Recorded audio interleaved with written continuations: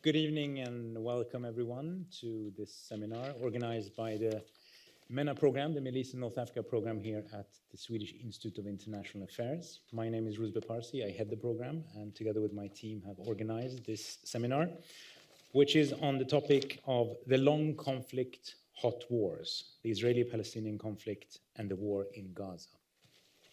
This is obviously a very complicated issue. It's a very sensitive issue. It's a very emotional issue. But my hope is that here in this room together we will have a reasonable, sensible, and civilized conversation about how to understand the various dimensions of this conflict that is ongoing and the tragedy that it is for everyone involved. And just a little note, this seminar is being recorded for those who cannot join us here. So just so that you know that we are being recorded here, sitting here. In order to discuss this, we have managed to lure, trick three very good experts on the topic. I'm going to start at the far end from me and who is far, far away. Great to see you again, Dahlia. Dahlia Scheindlin, who's a fellow at the Century International, based in Tel Aviv, where she's joining us from, I assume. Yes. Thank you. And she's a very well-known opinion expert as well as scholar and writer, and she has written a very good book, which I can recommend, The Crooked Timber of Democracy in Israel, which was published not even a year ago. It was in the fall 2023. In September, 3 weeks before the war. Thank you for mentioning. Yes. So Dahlia is joining us from Tel Aviv, and next to her, virtually, or rather really sitting here, is Gregg Carlstrom, who is the Middle East correspondent for The Economist, based in Dubai, but you have been in just about every capital in the region to work from. And he wrote a book, which I've also read. I've kind of prepared for this seminar. How Long Will Israel Survive? The Threat from Within, which was published in 2017. And many of the topics that you discussed there have, of course, not lost in salience since. Last but in no way least, Mariam Barghouti, a well-known Palestinian-American journalist and analyst who works from Ramallah, and you came all the way from Ramallah to join us here. We're very grateful for that. Thank you. Thanks for having me. We are going to try, at least, to organize this conversation. This is a conversation, so it will go back and forth. To organize this conversation along roughly 3 lines, if you will. The first one, obviously, the one on top of everyone's head, is state of play. Where are we at the moment? Where, of course, Dahlia, Gregg, but also, importantly, Mariam can tell us a bit what things look like from the scene, so to speak. And from there, we're going to go to discussing the occupation as an underlying condition for the existence of everyone in this territory. And now very much part of a political order, which is also very much put into question. And finally, and in no way less complicated, we're going to discuss the regional repercussions of the ongoing war and what it means, because obviously if there is going to be any kind of ceasefire and maybe even a long-term solution, it will require the chipping in many ways, not only of the great powers of the world, but also the regional actors. So that is roughly the layout for today's conversation. So let's start then with the state of play. Where are we in the politics and the war in Israel and in the occupied territories? Mariam, would you like to give us a brief view from Ramallah, the horizon? Yeah, Israel's gone rogue. And on the ground, that looks like an increase in terms of the impunity that has been provided to Israel. They have increased the kidnapping of Palestinians, namely students and minors and children. We have up to 14,000 Palestinians that are being held in Israeli torture chambers, essentially, under the context of calling them prisons. Most of them are illegally built in the West Bank, in contra to international law. Just today, in the last 3 hours, 7 Palestinians were killed in Jenin refugee camp. Again, Israel's narrative has been in the defense and maintaining of security, and this is in the West Bank. Jenin refugee camp is in the West Bank. not Gaza. But in fact, Israel has been using aerial bombing on civilian infrastructure. I have covered Jenin refugee camp and seen the level of destruction that Israel has conducted. And what it did is similar to Gaza. So it's leveling Palestinian civilian infrastructure in order to cripple them. And what that looks like is an increase in the killing of Palestinians. In the West Bank, you have had, as of today, 513 Palestinians killed in the span of 227 days. A fifth of them, at least, are children and minors. Likewise, in terms of arresting, namely students, children and minors, and Palestinian civilians, again, putting them in torture chambers. And what that means is they're being denied legal counsel, including children who are being threatened with the well-being of their families in Israeli military courts, quote unquote, but they're not actually being taken to trial. We are seeing home demolition increasing, and this is all happening under the shadows as well of the genocide and ethnic cleansing. And I know these words make a lot of people uncomfortable, but it's really uncomfortable to live them, so allow me to say them. In Gaza, where you have nearly 40,000 killed. And what we're seeing is an increase of dehumanization of Palestinians, so the lack of worth of Palestinian lives, and the extending of conversations on should we have a ceasefire rather than looking at it as an imperative to have that ceasefire to ending the bombs on Palestinians. And again, we're seeing the impunity grow. So as Israel is refusing to stop the bombing in Gaza, it actually expanded the geographical scope of using these weapons against Palestinians. Likewise, we are seeing an increase in censorship campaigns. As we saw in Gaza, the cutting of telecommunications was the first factor in the aggression on Gaza. We're witnessing the same in the West Bank, and against Palestinians with Israeli citizenship who are being targeted and arrested for just showing solidarity, in essence, with their Palestinian brothers and sisters in Gaza that are being starved to death, that are being bombed to death.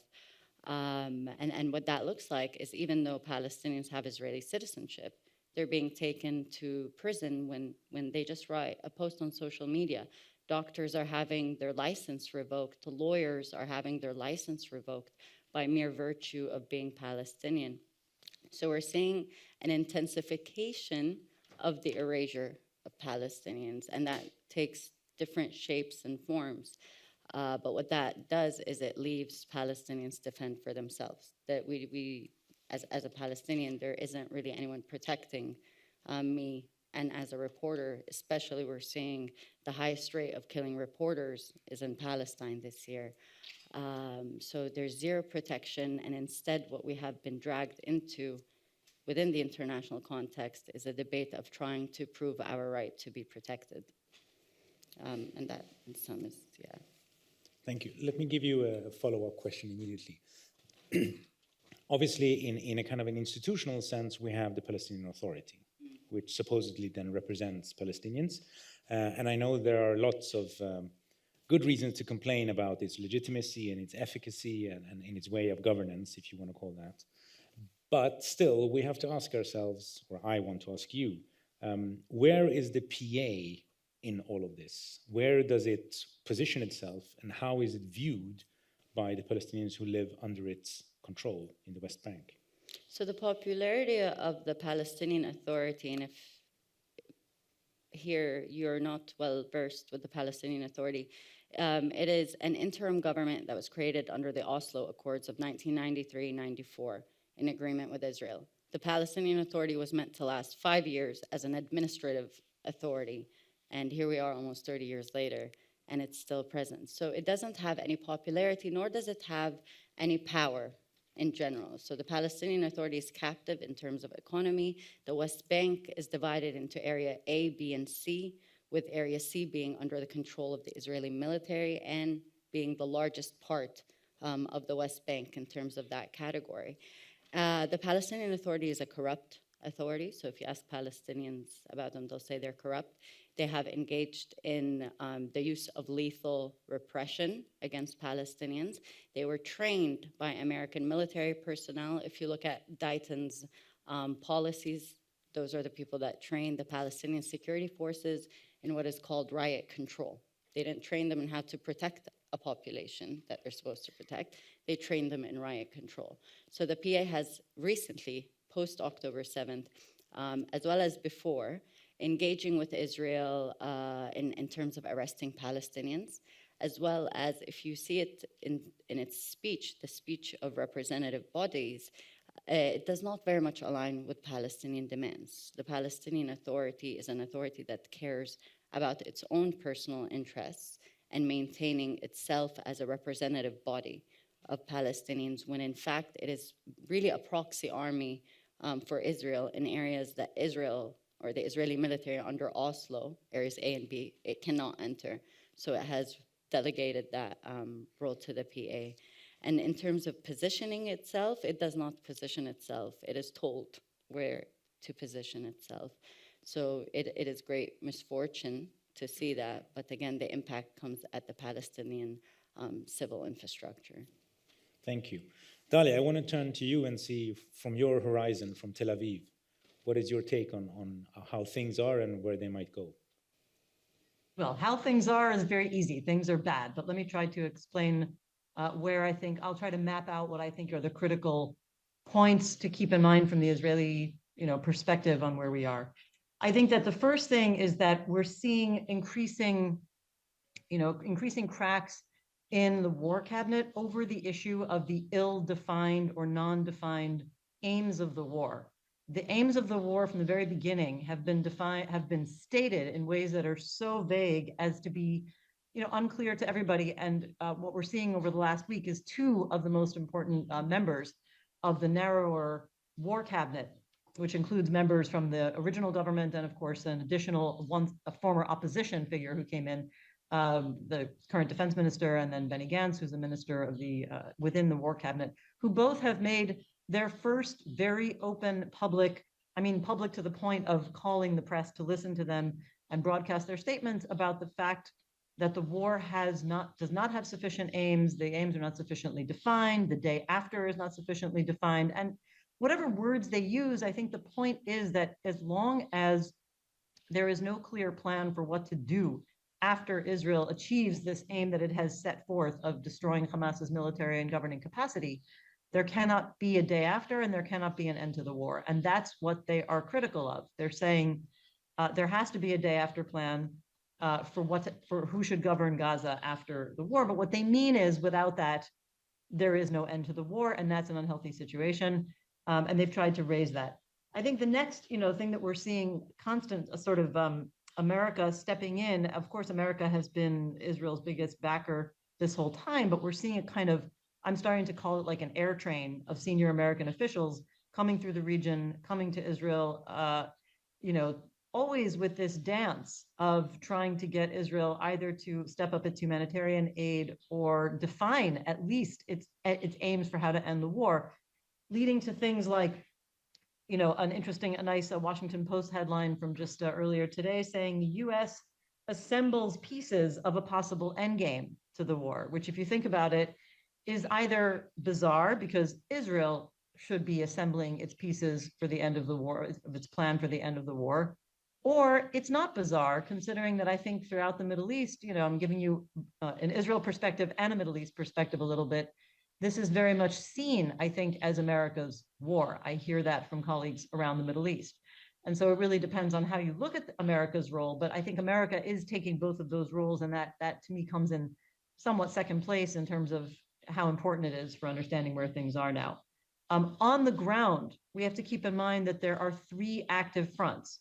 Okay, the West Bank, as Mariam has already stated, is in an extreme escalation right now. There is a very high expectation that it will continue to escalate, that it will get worse. In fact, people talk about the imminent likelihood that the West Bank will blow up, as if it's not, already blowing up. In Gaza, we're seeing something, like an exaggerated version of this rolling operation in Rafah, which began a few weeks ago, and at present has led to colossal numbers of displaced people. Another roughly 800,000 people have left Rafah, and the extent of the operation is still a little bit shrouded, but is considered limited. in such a way that Israel can claim it is not undertaking the full-out operation that would cross America's lines. So that you can see that there's a kind of dialogue between the US and Israel as to what Israel is and isn't kind of allowed to do from America's perspective, and it's trying to at least portray that it's staying within those lines. It's very dicey, I think, because the situation there is so grave. And, I don't know if these things can really be contained. The other thing, the third front, of course, is the northern border, the northern front. At least we call it the northern front. When I talk to my Lebanese colleagues, they call it the Israel-Lebanon front. And that has been, teetering on the verge of a full-out escalation from the very beginning. It depends on, which Israeli cabinet member has the biggest sway at any one time. But as far as we know, in the very beginning, it was the defense minister who was advocating very early, within days, for a significant strike on Hezbollah, which would have generated a full-out war. And that issue still, is coming up regularly. I think that there is a very axiomatic view that both sides don't truly want a full-out war, but that it might spin out of control, which has been the case for 7 months. There is also, but again, there are clearly figures within Israel who are advocating that within the cabinet at points. I think in December or early January, the defense minister again reiterated that if the issues with Lebanon cannot be resolved through diplomatic efforts, which the US has been leading through the US envoy, then the military option is still on the table. But it's ironic to say that, considering there is almost daily exchange of fire. But it's not just within the political leadership. I think we hear very strong discourse in Israel, certainly from right-wing influential figures and also regular people who are advocating for a much more significant escalation with Hezbollah, because they view Hezbollah at this point as a threat that looks very much like October 7th in the minds of Israelis. So there's a public pressure as well, and surveys have shown over time that Israelis do support an escalation, although interestingly, that support seems to have gone down over time. Not terribly significantly, but it's no longer, as far as I remember, it might not be a majority anymore. A little bit depends on how you ask the question about what Israel might actually attain. And I personally have argued that I don't think Israel has internalized entirely the level of damage that would be suffered if that war were to become a full-blown escalation in the north. Although, since I wrote that article, there has been much more talk about attacks on civilian infrastructure, which would be the case on both sides. So that's my summary of the three fronts, which was the third point about what's going on the ground. The fourth point I would make about from the Israeli perspective is that Israel is facing unprecedented levels of international isolation. Over decades, I think Israelis have become accustomed to the idea that they will suffer criticism and opprobrium from international actors, from Western actors, from international organizations. It's a kind of long-standing feature and a general understanding, the world doesn't like Israel. I could give you a critical view, but the point is, if I'm representing the Israeli mainstream view, they say, well, that's just the way things are. Nothing we could do would satisfy the international community. But this is of a completely different level. So up until now, criticism of Israel from the kinds of international bodies and, let's say, human rights organizations around the world that I've been talking about, and sometimes from political leaders, have been, that kind of criticism has been mostly a matter of rhetoric. There has been very little by way of policy, either from Israel's biggest patrons and allies, or from international organizations that actually have constrained either Israel's policies or its people. I think for the first time that is beginning to change during this war, and I think that is affecting Israelis in ways that 2 weeks ago were becoming clear. First of all, the academic boycott is becoming much more significant. Smaller forms of commercial boycotts, but much more significantly, countries like Colombia cutting diplomatic contact, Turkey announcing that it was going to suspend all trade with Israel. Turkey has since suspended that decision, but it's still there, a possibility. And of course, the International Court of Justice case about genocide, which is deeply disturbing to many Israelis. But now, as of yesterday, we also have the announcement of the prosecutor at the International Criminal Court saying that he's seeking warrants for the arrest of the prime minister and the defense minister. These are the kinds of things that go way beyond the kind of international criticism that made Israelis not feel good for all of these years, but they could actually constrain either political decision-making or people, actual people. And I think every Israeli has been affected by the war. So let me get to the fifth point, which is that there is no end game, and that is affecting Israeli society deeply. For one thing, we should remember there are probably, it's hard to know the exact number, but probably still around 100,000 Israelis who are displaced, who are essentially internally displaced people. They are displaced from the south, they are displaced from the north, and especially from some people have started to return to the south, although Hamas is still able to fire at parts of the south, and there have been, sirens, which means that people have to go into shelters. And in the north, there is simply too much active fighting. Much of the north is a closed military zone. There has been firing that has killed civilians even over the last week and destroyed homes. So people can't go back there, and there is, deep, deep anger and uncertainty and very poor living conditions of people who are internally displaced for 7 months now. Of course, there are about 130 hostages who are still being held hostage. We don't know the exact numbers who are still alive, but we do know that hostages are either dying daily or were killed on October 7th and are being just identified as having been killed on October 7th. So the situation there is making Israelis increasingly desperate because they know the hostages are dying, the families, and of course, supporters. Given all of these things and the fact that, as I started out in the very beginning, that the Israeli war cabinet has started to crack over the issue of what are the clearly defined endgames of this war, what we're seeing is a significant decline in survey research over time in the portion of Israelis who believe that Israel can win this war. And we talk about winning the war because the prime minister talks about total victory as the aim of the war. And just to give you an example of one set of surveys that have been conducted by something called the Jewish People's Policy Institute, even though they do surveys of the full sample of Jews and Palestinian citizens of Israel, this particular tracking point Jews and Palestinians in Israel who are citizens differ vastly in their opinions about the war. So I've often been analyzing them separately. Among Jewish Israelis in October, 74% thought that Israel could achieve total victory. That number has been declining steadily and now stands at 38% in that series of surveys. It's a decline that is matched by other think tanks that have conducted tracking surveys on related questions. So the numbers can vary, but we're seeing a consistent decline in Israelis believing that Israel can win this war. And when we ask that question in the context of Netanyahu, a question that says, for example, when Netanyahu says Israel is one step away from victory, do you believe him? Nearly 2/3, according to a poll conducted just about 2 weeks ago by Israel's public broadcaster, nearly 2/3 said they don't believe Netanyahu. And that's the final point I'll make. The decline in Israelis' confidence that they can win this war is very closely linked to their decline or their actual lack of trust from the moment the war began in the prime minister himself and his original coalition.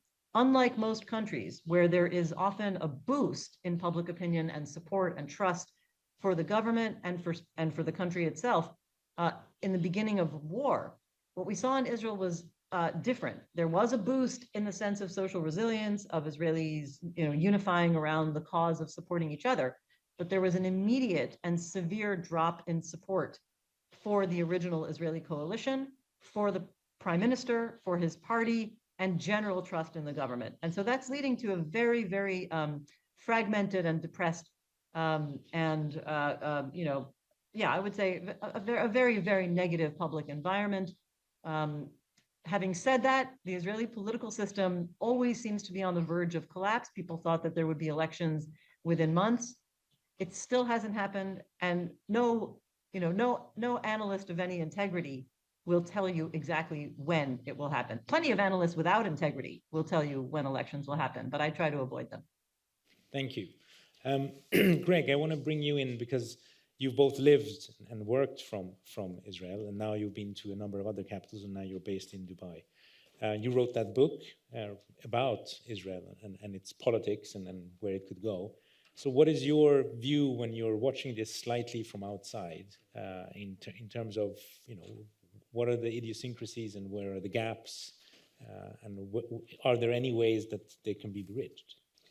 I think on both the Palestinian and the Israeli side of things, I mean, I think Mariam and Dahlia covered a lot of ground there. I think watching it from outside, I mean, I was struck by what Dahlia said about this perception that America is a participant in this war, and that certainly is how it is seen in other parts of the region, and I think rightly so. But I think America has put itself in this very odd position where, you know, it could have done one of two things. It could have approached this war by saying America is deeply involved as a provider of military support to Israel, provider of arms, military aid, diplomatic support to Israel, and therefore it was going to micromanage to some extent the way Israel conducted the war, or try to micromanage the way Israel conducted the war. Or it could have said quite early on, it could have taken what I think would have been an honest assessment of things early on and said, this particular Israeli government, this Netanyahu government, there is no way that government is going to do any of the things that we would like it to do, both in the its conduct of this war and in what comes after the war, in post-war diplomacy and how it's going to approach the Palestinians after the war. And the United States could have acted accordingly, could have reduced its level of support.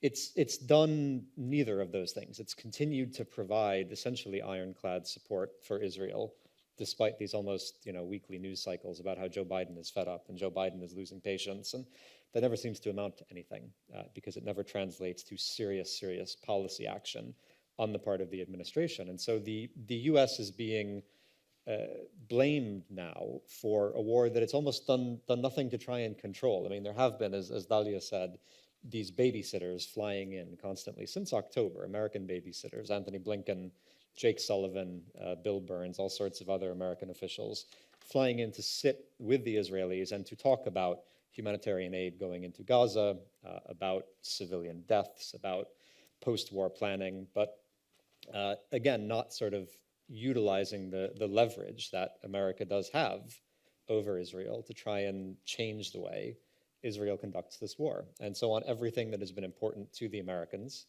they've been rebuffed. Humanitarian aid for the better part of 8 months, the Israelis refused to increase the flow of aid into Gaza. It was only after the Israeli strike on those World Central Kitchen aid workers last month that killed 7 aid workers that there was a boost in the amount of aid going in. There's been no talk about what comes after the war, about post-war diplomacy, post-war political arrangements. The Americans are watching as their hopes for this ambitious trilateral US, Saudi, Israeli diplomatic deal seem to go up in smoke because the Israelis are not willing to make any even limited concessions towards the Palestinians that might enable the Saudis to normalize ties with Israel.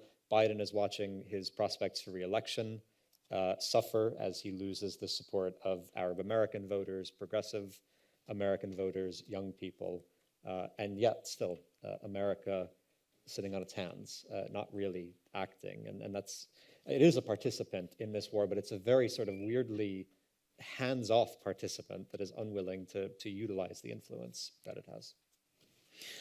Yeah, so it's going to get blamed either way, but one would have imagined that it would be better to get blamed if you actually did something rather than not doing something. I want to get back to another question regarding on the societal level. Mariam and then Dahlia, I would like to ask both of you, if we look internationally, we can see that the support for a ceasefire, for a more just resolution of the conflict in general, for the end of occupation, etc., at least to some degree, follows generational fault lines, right? So if we look especially in the US, we can see this. And we can see this also in the Jewish diaspora in the US, that the younger people tend to be more even-handed, if you will. They consider this conflict like any other conflict, while the older generations consider this to be of a particular interest. So I'm interested in what you can tell us about what those fault lines, do they exist within Israeli and Palestinian society? Not on the conflict necessarily only, but also in terms of political legitimacy, as in who has and who can get political legitimacy by doing what? Mariam, would you like to start? Yeah, but I need a moment. That was a lot from both Dahlia and Gregg and just being here. So allow me to kind of deviate from the political jargon and kind of diplomatic language. As I was listening to the overview, there's a complete negation of Palestinians, right? So I'm listening and we're speaking afterwards, post-ceasefire, I'm thinking, how am I going to the families, the 40,000 Palestinians killed, and make sure the psychological trauma does not follow them 5 years down the line? I'm thinking about the United States, and if we're speaking about the role of the United States, it is neither not doing something nor doing something. That is called intentional political ambiguity. That is a political strategy and a ploy to divorce civil society from political decision makers, right? The United States has actively participated in the ongoing genocide, and it is a genocide, and we have seen it in the ICC. This is not a personal opinion. You can go and follow the criteria matrix and check the lines and then some. So there is a genocide, and the United States has ensured that Israel continues to get military aid under what is called Memorandum of Understanding. And this is important because I don't think many people are aware of this. Israel is not legally bound, so they don't have to go get permission from Congress. The United States sent armed forces on American student citizens on American soil to defend Israel. That is not doing something, that is not doing something, that is actively choosing to prioritize Israel as basically an American military base in the Middle East. So if we want to speak about regional developments, the United States is not going to babysit Israel. The CIA director made more trips this year to Palestine and to Israel in the region than any other year. And that is because they are looking to find who their ally in the Middle East is. That is because the United States operates off of this anticipated fear that everything it has done in terms of exploiting human life and resources is going to come back to bite it, which is how things work. So I really think in terms of how we're conversing post-war, we have to take all of these into considerations. I think everything that came after October 7th necessarily shook the world. For those that were able to get uncomfortable, it shook them. You can't return from that. And it is a disservice to ourselves and communities to return from that. It has exposed so much of the criminal activities that were happening and brought them to the surface, but what it did is it brought back for civil society the capacity to exercise choice, right? Because we've been told we have choice in everything, but suddenly the students are saying, actually, we choose to divest. And then the government is saying, oh, wait, no, you don't really have choice. You know, so it's bringing that back. I really think it's very important to consider, you know, again, we're speaking about the IDPs, internally displaced persons, the Israelis. What about Palestinian refugees? Gaza, 70% of it are refugees that were expelled. They did not just leave, Dahlia. They did not just go. These are people being expelled at bombing, not even gunpoint, at bomb point. Likewise in the West Bank. So when we want to speak about the future, we have to also be brave enough, right? And I know this is hard and it's confusing. And every time I say it, perhaps I'm able to conceptualize and imagine more because I am Palestinian. That is the only choice I have, to imagine otherwise. But a lot of people are comfortable in just taking, you know, what they know. But we have to start thinking about things like returning of Palestinian refugees. Right? This is not a war on Gaza. The fact that nearly 80% or 75% confirmed are Palestinian civilians, non-combatants in Gaza is telling that the target is the Palestinian. Isn't Israel always talking about, yeah, we have precision warfare, we have the most advanced technology in the world, and that's what they make money off of in the military expos. And yet somehow 75% are civilians. That's an incompetent army. The United States, likewise, it is not just engaging with providing Israel diplomatic support. There are American soldiers on the ground engaging in crimes against humanity. That is an active American role that is being taken and not being shown publicly. So if we want to speak about post-war, we need to speak post-colonial. Again, big words, maybe we don't conceptualize, or at least in the West here, or in Europe and the United States. I understand you might have difficulty as you know, living here to understand what colonial means, and that's just because you're lucky, you're not being colonized. You don't have to know what that means, right? But we have to understand it down to its roots. So it's addressing that. How do you hold Israel accountable? You have a war cabinet of 3 men.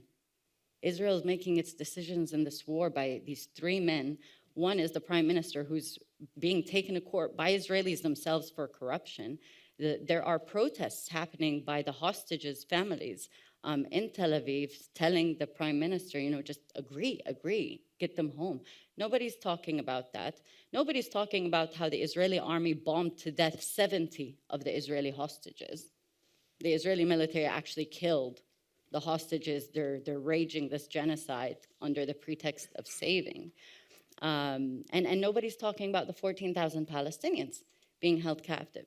So if we want to talk about post-war, we must recognize, what are we doing now? What is our approach now? And the rest will organically follow. I think we stay stuck on trying to conceptualize these things in terms of, what is going to be the regional implication? How can we move forward in terms of social community building?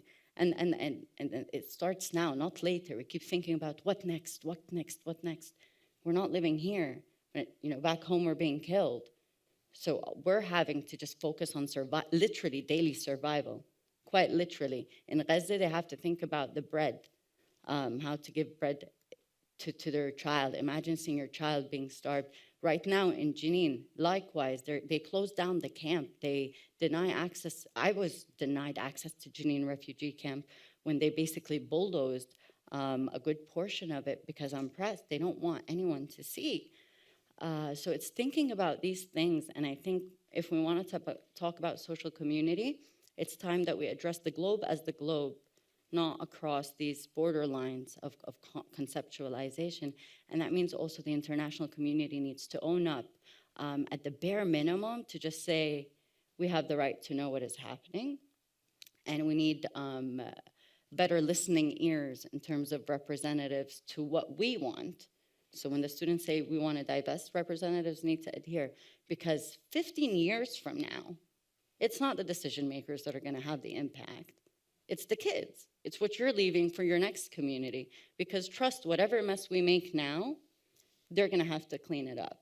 So we're at a place where we do the cleaning up, and I don't think we need to get stuck in, okay, what will happen next? Let's do the cleaning up. And that requires, really big things like holding Israel accountable, holding the United States accountable, holding the EU accountable for its continuous support of Israel. And support does not mean military aid. It does not mean diplomatic immunity. Supporting Israel starts at the negation of the Palestinian.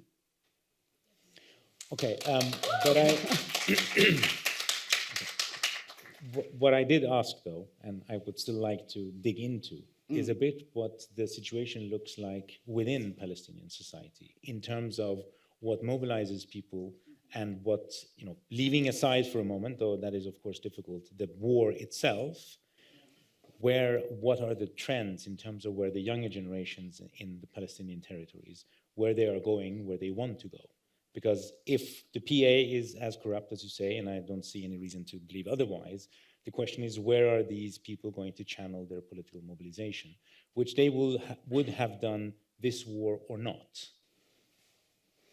And like I said, people are too busy trying to stay alive to be able to even think about that, right? That's what killing political imagination is.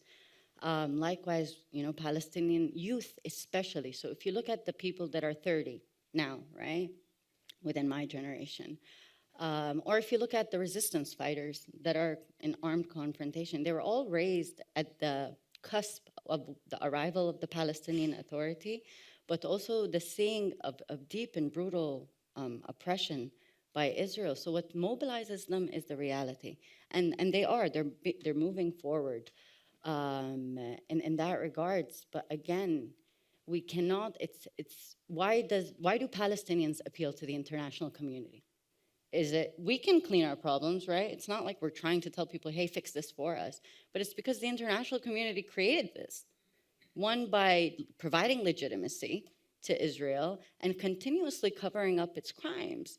What we are seeing now, we saw happen in 1948. And in 1948, do you know what the Israeli military commanders kept saying? under no circumstance can we allow what we have committed in crimes, and you guys can look at Moshe Dayan's statements and do your own verification. I invite you to.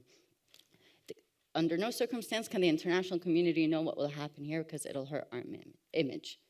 You know, so Palestinian mobilization is trying to empower the international community to rupture what they have inherited of political thought, and to also rupture what they are taught in what their power is, their agency, their capacity, and their role in communities. Your role is not to just, you know, sit and live and have that one vote every, I don't know, 4 years, 2 years. No, it is to be a constant and active agent within your community. And that's Palestinian mobilization. Other than that, we're trying to stay alive until we can get everyone to come to their senses.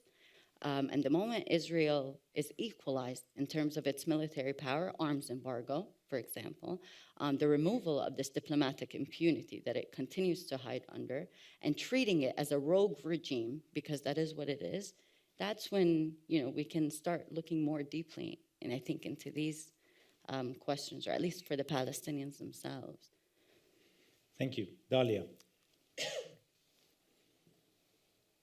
Okay, thank you. I had to mute because it's the hour when the birds come out and they get very loud outside, so apologies. I'm going to try to analyze your question about Israeli fault lines in a few axes, okay? But just, I will watch you to tell me if I'm going on too long, and you can just tell me to stop. I think the first axis that really is the best one for explaining Israeli life in the long term, including now, is the ideological axis of how people identify themselves as right, left, or center. Okay, and when we ask this question in surveys, and just to clarify for the audience, I am a survey researcher. I've been conducting public opinion surveys in Israel for 25 years. And you know, I look at historic data as well. And what we see over time is that, okay, I'll spare you the entire 25-year history, but over the last few years, you know, let's say roughly since 2019, after a long process, what we have is over half, about 54% of all Israeli adults identify themselves as right-wing, about 1/4 identify as centrist, and about 18, maybe 20%, depending on the survey, identify themselves as left-wing. And that is a critical scale for understanding people's views of everything related to the conflict and the war and the occupation, et cetera. I will break that down in one more way. We must distinguish between Jewish Israelis and Palestinian citizens.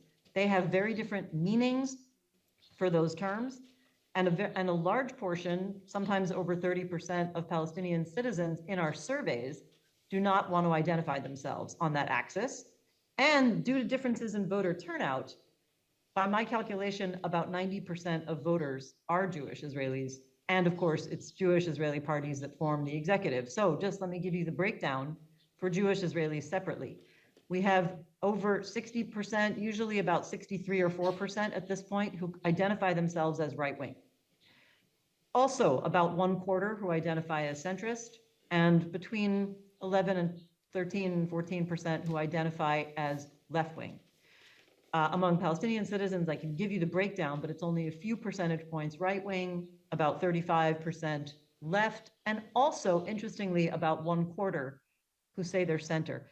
Keep in mind, people who self-define as centrist think more like the left than they think like the right.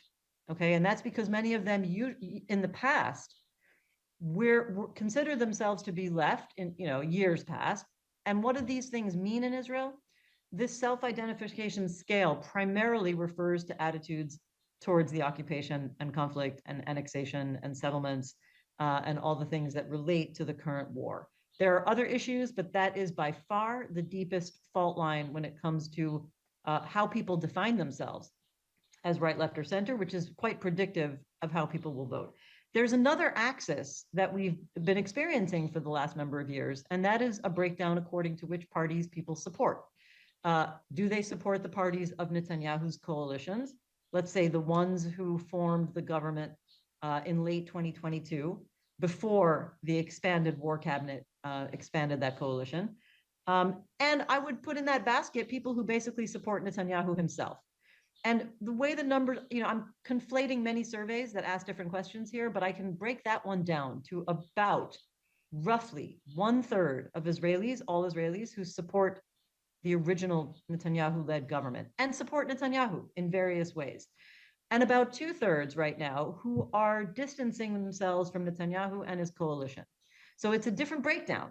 And what it clearly means is that there are people who identify as right-wing, but who no longer identify with the Netanyahu government, with him, or with his leadership, largely for things, some of them because of the government's policies before this war, the major attempt to reform or undermine the independence of the Israeli judiciary, alienated many of the people who had voted for that coalition.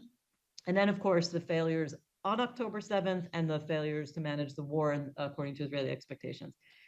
There is another longer term axis, which has a lot to do with the specific policies of occupation, annexation, and are, I think, added to that is whether people support the kind of people who would support openly, and you hear this all the time, that Israel should, completely capture Gaza, conquer it and rebuild Israeli settlements and own it permanently. And so those are that's the more extreme version. But that is becoming another axis. And it's very hard, we have some surveys showing surprising levels of support for that, but the only people who are actually advocating for it are a segment of the ruling party, okay, a major segment, but still not the entire ruling party. As we see, there's divisions on that in Likud, and the ultra-nationalist coalition partners, which currently hold 14 seats out of 120 in parliament. The other ultra-Orthodox parties are not talking about it so much.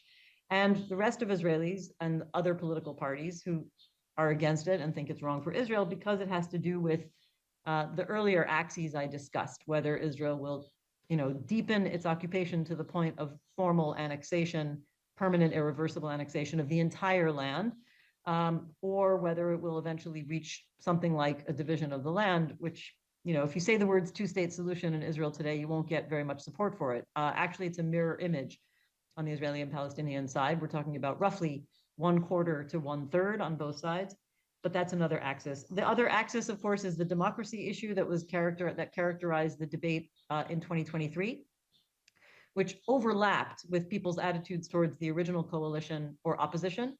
And it's maybe too big to open up now, but that was actually probably the overriding fault line before the war. And then lastly, I would say demographics, because you open this question with the division between younger and older, et cetera. In Israel, I can say that among the Jewish population, younger people are more right-wing than older people.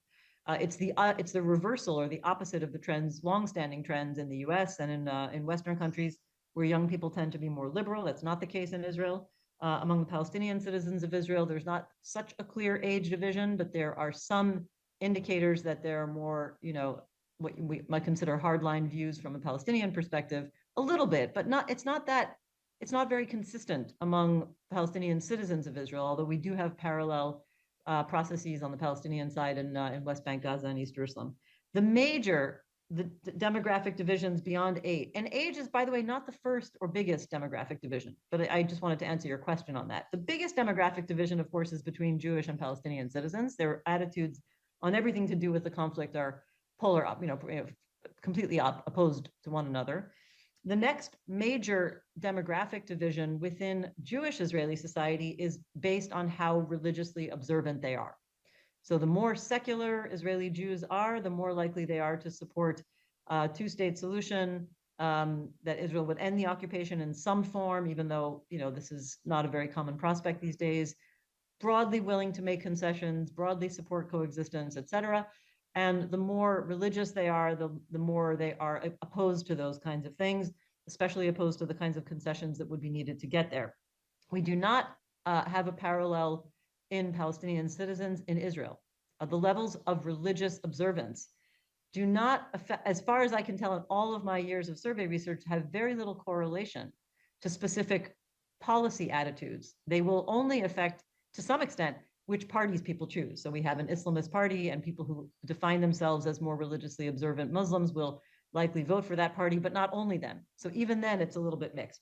And I already covered age. So I would say the first major divisions are the immediate issues, the longstanding policy issues, the ideology. At one point in recent Israeli history, the question of, what does democracy mean? But that's still there. But of course, it overlaps with occupation issues. You can't, in my mind, you can't separate them. And if you're not sure why, read my book. And then you have, of course, the demographic issues that are closely linked to all of these. Very much. So in a sense, as you said, I mean, it confirms this idea that in this case, we cannot hope for the youth to kind of break the pattern and go in a more constructive direction as far as the Israeli electorate is concerned at the moment. I want to touch on something else, and I will start with you, Greg. The ICC indictments, as Dahlia alluded to before, obviously came, if not as a shock, then at least very much as a diplomatic failure. And it kind of corroborates that Israel is much more isolated now, even among camps where it usually would have more support. In your opinion, what is the relevance of the ICC indictment for the conflict, and how do you think countries like the US and others are going to navigate it? Because the Biden administration has already rejected it, while others have welcomed it. So that is predictable. But the question is, how are they going to navigate the fact that, for instance, in Europe, if you're a signatory to the ICC, you are actually obliged to arrest the people that are indicted? I think in the short term, immediately we can say there's almost no impact on the conflict. First, we have to wait to see whether the judges, the ICC's judges, will actually issue the arrest warrants. The prosecutor has requested them, but these judges have to decide whether or not to issue these warrants. In the past, they haven't always issued warrants when the prosecutor has asked for them, and if they do that in this case, then the case doesn't go anywhere for now. So let's see about that. But I think in the longer term, I think it does have an impact, not in the way that some people have suggested. There's been a lot of talk from critics of the court's move, the prosecutor's move, I should say, over the past day, to the effect of this is going to help Netanyahu, this is going to help the Israeli right, it's going to make people rally around him. And at this moment where it seemed like politically he was on the ropes, all of a sudden Israelis are going to rally around him. And I don't actually think that's going to happen. I think, yes, there will be a short-term period where, as we've seen, Benny Gantz, Yair Lapid, people who are in the opposition are going to lend their rhetorical support to Netanyahu. But I think in the long run, this damages him as a politician. This doesn't help him as a politician. I mean, this is someone who, for many, many years, made his case to Israeli voters on the basis of being Mr. Security and being a diplomat, an unparalleled diplomat. I mean, a few elections ago, he put posters across the country in Israel showing photos of him with Donald Trump, him with Narendra Modi, and him with Vladimir Putin. And the caption on those posters said, Netanyahu, a different league, suggesting that no other Israeli politician could shake hands with Trump, Modi, and Putin. In hindsight, not the best choices for those posters, I think. But Netanyahu's reputation as Mr. Security was obviously obliterated on October 7th. And as a diplomat, he's not very useful as a diplomat if he's unable to travel to 120 plus countries around the world, the countries that are signatories to the Rome Statute and members of the ICC. So I think even though it is very unlikely that Netanyahu or Gallant, if they are actually indicted, if the court issues warrants, I think it is very unlikely that Netanyahu or Gallant will ever actually stand in the dock. But I think for Netanyahu himself, this damages, in the long run, it damages his political career. And I think to your question about Israel's allies in countries around the world, we've already seen examples over the past few months because of the cases at the International Court of Justice, the South African cases charging Israel with genocide and asking the ICJ to order Israel to halt its military actions in Gaza. The court hasn't gone so far as to do that, but it has found that there is plausible reason to think a genocide might be taking place, and it's holding further discussions on that. And we've seen examples of countries that, just because the ICJ said this might be happening, might plausibly be a genocide, countries that have cut off military sales to Israel or had debates about cutting off military sales to Israel. If you were to add to that an Israeli prime minister and an Israeli defense minister being indicted by the ICC, being essentially fugitives from the ICC, along with the likes of Vladimir Putin and Omar al-Bashir and people like that, I think it would put a lot more pressure on many of Israel's Western allies to reconsider military support, to reconsider diplomatic support.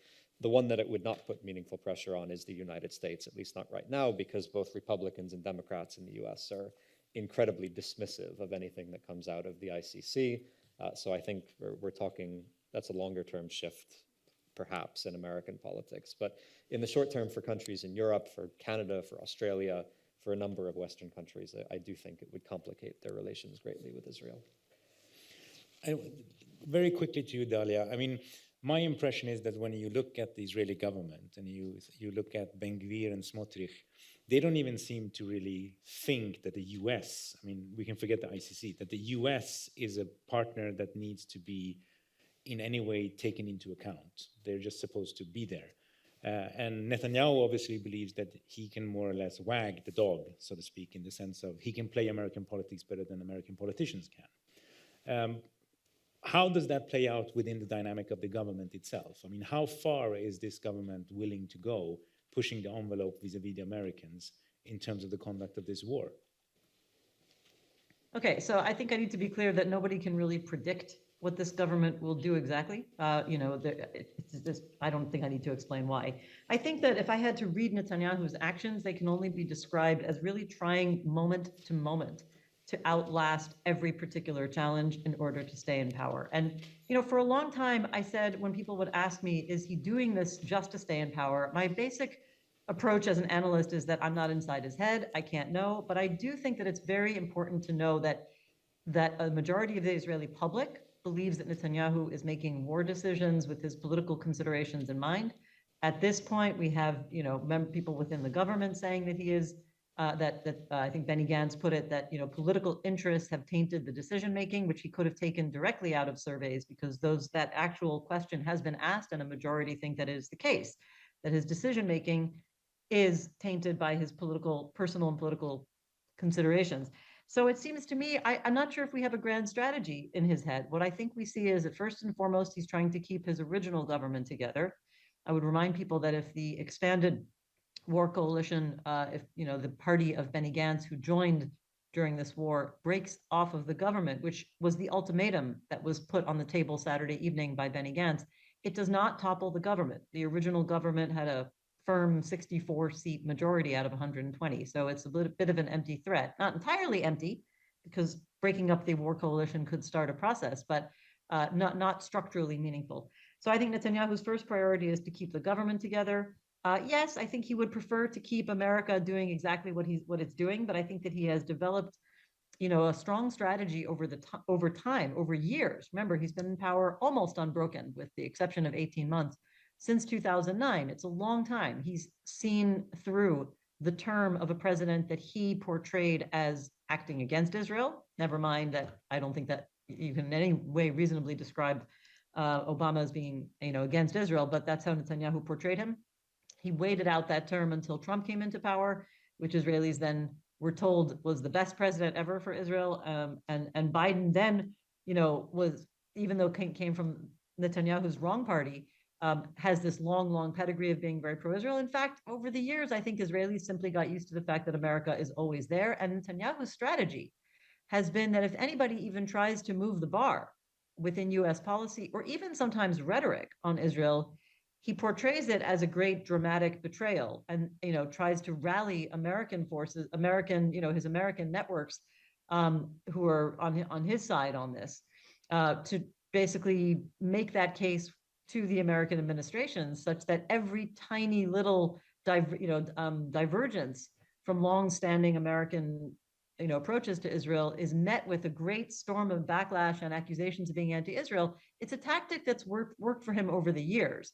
Now, during the war, a lot of it is different, but nevertheless, America, I think the Biden administration has been, aware that it has to change policy on some level. As we see, there's been this overall, very, very strong basis of financial, military, and political support, international political coverage.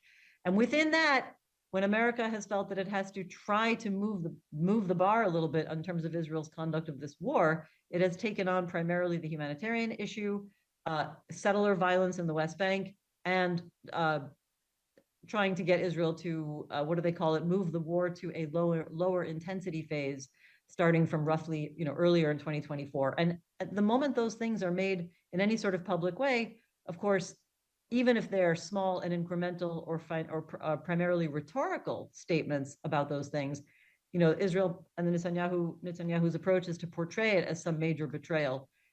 Or even if he doesn't use that word, he lets proxies use those kinds of words. So I think at this point, the map is that the further, the more extremist, ultra-nationalist, messianic, religious right wing, the ones who would like to go and, completely, permanently, irreversibly reoccupy Gaza and establish settlements there, like you said in the beginning, they see, they're not interested in any historic, stalwart American support for Israel. They're only measuring America by what it does every single minute. If America isn't showing perfect loyalty, they see it as anti-Israel. So that's, and as far as I can tell in surveys, we're talking probably 12%, roughly, from what I've seen in questions that have tried to get at that nuance. The broad, everybody from what Israelis view as the middle right or the moderate, the average right wing through to the center and left, see America's support as absolutely critical. And so they will, even Netanyahu will kind of phrase his critique of America, he'll preface it by saying, of course, America is a great ally, and there's caution about direct criticism of Joe Biden, or when Netanyahu wants to do that, he will maybe not use his name, but it's almost the same. So he's playing a kind of tension dance here. But I think that Israelis and Netanyahu became very accustomed to America going through the motions of criticizing Israel and criticizing its policy without actually taking steps that constrain it. And I think the administration is aware of that too. Okay. And so I think what the administration has done, from what I can tell from conversations with Washington, is that they have developed a series of steps, whether they are rhetorical or a little bit more policy oriented. I don't know how many of them they have, but there's definitely a range of things that America has been thinking and stating and implementing on some level. But again, the only real thing that has begun to constrain Israel's decision making, or could constrain Israel's decision making, is delaying weapons, or establishing that it's not going to send certain kinds of weapons for the operation in Rafah. And I think that's the only thing that actually, I think we need to stop looking at, in a way, political strategy or psychologizing Netanyahu. It's a matter of whether there are steps that can change or constrain Israeli policy and the direction of the war. And America has been very, reticent on that, only getting to this weapons delay or weapons ban on certain kinds of weapons in a limited way, way late, 7 months into the war. And I don't think we know the full extent of it either, whether it will go beyond anything we've seen up until this point. Netanyahu's political strategy, I don't know how we can decide how far he's willing to go, but I do think that our Israelis are concerned about the alliance with America. It's just that it's added to the list of all the other concerns that I mentioned earlier. Okay, I want to get to the regional before we go to the Q&A, and I also want to ask you, Mariam, to what extent is the student movement that you are seeing in the US, but also now in Sweden and in other countries in the European Union and elsewhere, in solidarity with the Palestinians, do you see this as primarily a mobilization that raises awareness here? Or do you also see that people in Palestine take some comfort in that, or does it impact their view of what the world is seeing or not seeing? Or is it primarily something that could still be useful, but it's primarily here? You mean here as in here, abroad, as where they're outside of Palestine? Okay, I'm going to get to that, but really quick, I'm just going to run to 2 points Dahlia and Craig made. One, the first about, thank you, Dahlia, for trying to outline the demographic, but you guys need to understand there's no right or left in Israel. Right or left to what? Genocide? It does not exist. On the ground, when you see in the West Bank in practice, Itamar Ben-Gvir, the Israeli Minister of National Security, was actually refused from military service by the Israeli army and is now in control of all security forces in Israel. And what he has done since October 7th is arm most of the settlers in the West Bank, but also Israelis within Israel proper, and basically green-lighted to go and shoot at Palestinians. There's no right or left. That is misguided, and it actually gets you to think very differently in terms of what is happening, and I have done surveying and polling as well. Greg, in terms of the ICC, thank you for that, both of you, obviously. But in terms of Netanyahu and Gallant, I mean, Netanyahu was an intern for Biden. He studied American policy by Americans. Yoav Gallant is a Harvard graduate. He learned about military policy by the US. So it is normal that they behave and they prolong these things in a way that, yeah, they understand what they're doing. It's all just trying to prolong as they do what they want. But it's really important to recognize that with the ICC, the targeting of individuals in terms of, you know, Netanyahu or Gallant or whoever also alleviates everyone else from committing the practices against humanity, and it makes it seem like the issue is just this, these two, that they're the issue. No, it is the Israeli settlers that have been saying we want to erase Palestinians. Which brings us back to the students, and that's why the student movement is so important, because they're bringing to light these little nuances that tend to be erased, again, by language that is created intentionally to confuse you rather than inform you, or confuse us rather than inform us. I think their impact, at least for Palestinians, they're making Palestinians feel seen again. Right? It is, the world has constantly refused Palestinians as part of the world. It's just seen like, you guys are noisy and annoying, just go suffer in silence. Why do you have to make something about it? And you know, as Palestinians, we're trying to say, actually, you guys made this. You know, we're trying to help you clean up that this basically very abusive reality that we have helped carve. Their impact is multi-leveled. On the first, these students feel empowered enough to confront authority when they are seeing something that is vastly wrong. They are trusting their information, they're trusting their heart, that just because they're told that, you know, as a state, in the States, for example, we support Israel, they know there's something wrong. They went, they did their research. I mean, what I'm seeing from students in terms of how well informed they are, it's very impressive, because I know they had to go do the work. It's not in mainstream media, right? If anything, it's the opposite. So the impact is that they're going to recreate educational systems at the level of, I think, the world, and helping push forward to creating safer spaces of education. Education is supposed to make you outgrow your way of thinking, not indoctrinate you, right? They're taking agency as active agents within their community at the level of political decision-making in foreign affairs. So they're saying their impact is going to reverberate, I think, across generations and transnationally. And for Palestinians, it makes us feel seen, one. And I do think Palestinians, especially at least from, you know, what I see in Gaza or colleagues in journalism when we're trying to debrief, they say, yeah, like it's a big deal for us that these students are speaking out, because on the other hand, no one else is. And on the other hand, political representatives are holding these closed-door meetings where us as journalists, I have to go and dig for information to know what happened in these meetings, to inform the public, right? But the students are coming as saving grace. And in terms of regional developments, again, I can't predict the future, but I do know that what we do now is going to be responsible for whatever direction it goes. So when the future comes, you know, I just hope we don't say, I wish I did that instead. Greg, the region, to what extent is it relevant, and how? Obviously, we have the kind of the official lines, as you and Dahlia mentioned. You know, Jake Sullivan and others are shuttling back and forth, and there's this holy grail of a supposed friendship between Saudi Arabia and Israel that somehow is going to resolve everything, or at least make everything much more tranquil. And it is very elusive. It was elusive before 7th of October, and it's no less elusive now. But since you live in Dubai and you've now watched all of this over 7 months, do you see any changes in the various positions and reactions that both the population and the governments in these countries have taken? I think one thing that surprised me about reactions, I'll start with something I got wrong. About 10 days into the war, there was a breaking news headline on Al Jazeera that Israel had bombed Ahli Baptist Hospital in Gaza, killed 500 people in this airstrike. The details turned out to be incorrect later. The death toll was not 500, and there's some reason to doubt that Israel had in fact bombed that particular hospital. But that story coming out triggered protests around the region. There were protests in Jordan at the Israeli embassy. There were protests in Lebanon outside the American embassy.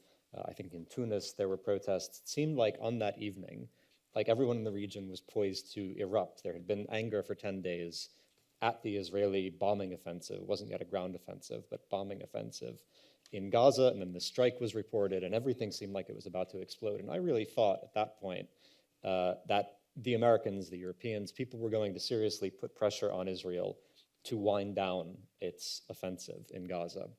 The next morning, the protests stopped. It was a one-night thing. No one put pressure on Israel, and here we are 7 months later. That eruption never happened, and the war is still going on.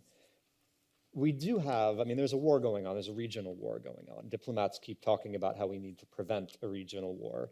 There's already a regional war. You have groups in Lebanon, Syria, Iraq, Yemen, all attacking Israel, Israel attacking groups in Lebanon, a US-led coalition attacking groups in Yemen. The Iranians and the Israelis have both bombed each other in the past month. The Iranians have also bombed Syria, Iraq, and somewhat inexplicably Pakistan over the past few months. This is a regional conflict, and one that keeps metastasizing and spreading. And yet, if you were to go back a year and tell me that we would have a regional war that would have drawn in Israel and Iran in direct conflict for the first time ever, that would have drawn in either states or non-state actors from half a dozen countries across the Middle East, would have turned into this regional conflict.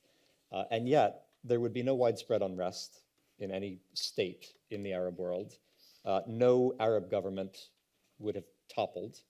There's been no profound disruption to the global economy. Oil prices today are about the same, or actually even a few dollars lower than they were on October 6th. That would have sounded very, very implausible that there could be this sort of a regional conflict going on, and yet the consequences of it would be relatively contained. The consequences of it, of course, are felt most brutally in Gaza and a bit in other parts of the region, but it's relatively contained. Why is it relatively contained? I think it's because no one in the region has both the capability and the desire to seriously escalate this regional conflict. Hezbollah in Lebanon does have the capability to do much more than it is doing to fight Israel. It can go much further than displacing the tens of thousands of Israelis it has displaced from the north, but it doesn't have the desire to do that. And partly that's because Iran does not want it to. It's also because a majority of Lebanese, including a sizable chunk of the Lebanese Shia population, do not want to see Hezbollah expand the war and have a repeat of the 2006 war. The Houthis in Yemen have the desire, I think, to do more than they are doing, but they don't have the capability to do it, and so they've been doing this campaign of somewhat random attacks on shipping over the past few months that have been disruptive to global trade, but I think less disruptive than many people anticipated, and they don't have the capability to do much more than that, and so on and so forth. And that even goes for things like protest movements in individual Arab countries, in places like Egypt or Jordan or Tunis. You have Arab regimes in these countries that I think learned a lesson from the Arab Spring from 2011, which is that they don't want to allow any popular protest at all. And so we don't have the sort of safety valve protests that you saw during previous Israeli wars in Gaza or other Israeli wars where regimes would allow people to protest to blow off some steam. They're not even doing that for the most part now. They're keeping things very tightly controlled. Also, the publics, though, in many of those countries, or a large chunk of the public, they are deeply pro-Palestinian. They're sympathetic to the Palestinians. But there is a hangover from the Arab Spring that has left many people averse to popular protest because their experience of popular protest in 2011 and afterwards ended up being a largely negative one across the region. So no one has had, again, both the capability and the desire to really escalate things in the region. That being said, yes, we're sort of going along with the status quo right now. I also think everything that's happened over the past 8 months has changed the way different actors in the region perceive their interests in a way that is likely to upset that status quo in the future. For Israel, I think the experience, as we've seen, the experience of October 7th, the experience of having tens of thousands of people unable to return to the northern border, has made Israel much less cautious about how it uses force, has made it much more willing to use force, not just against Palestinians in Gaza and in the West Bank, but using force in Lebanon, using force against Iranian targets in Syria. Whatever degree of caution they might have had, that has been thrown out the window. So they are much less risk averse when it comes to using military force. That's likely to be destabilizing. It's already destabilizing, and it's likely to be more destabilizing in the future. I think for the Iranians, the experience that they have had of first being drawn into this conflict, I think somewhat unhappily or unwillingly. I do believe the argument that Iran wasn't fully aware of what Hamas was planning on October 7th and wasn't entirely happy with it because it was done without any consultation with them. So the Iranians have been pulled into this conflict by groups across the region that they have armed, they have supported. It has left them with some questions about this network of proxies that they thought was their first line of defense in the region, and has now actually risked bringing conflict directly home to Iran. So that's changing the way they perceive their security interests in the region.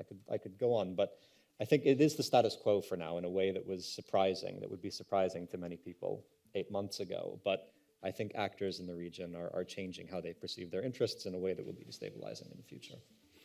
Thank you very much for your participation.